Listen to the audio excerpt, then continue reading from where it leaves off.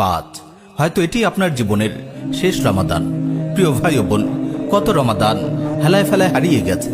আরও একটি রমাদান আল্লাহ আপনাকে দান করেছেন, কে জানে। এটি হয়তো আপনার জীবনের শেষ রমাদান।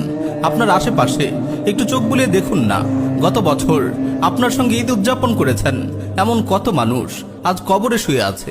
তারা এবারের রমাদান পায়নি। আপনাকে এই গ্যারান্টি কে দিয়েছে যে আপনি আগামী বছর আবার রমাদান পাবেন? আপনাকে এই নিশ্চয়তা কে দিয়েছে আগামী বছর রমাদানে আপনি সুস্থ থাকবেন? তবে কিসের আশায় আপনি বসে আছেন? কিসের ধোকায় পড়ে আপনি রমাদানের সোনালী মুহূর্তগুলোকে বরবাদ করছেন? আমার ভাই, আমার বোন, আল্লাহর ওয়াস্তে এই রমাদানটিকে মূল্যায়ন করুন। আপনার জীবনকে গুছিয়ে নেওয়ার জন্য এটি হয়তো আপনার শেষ সুযোগ।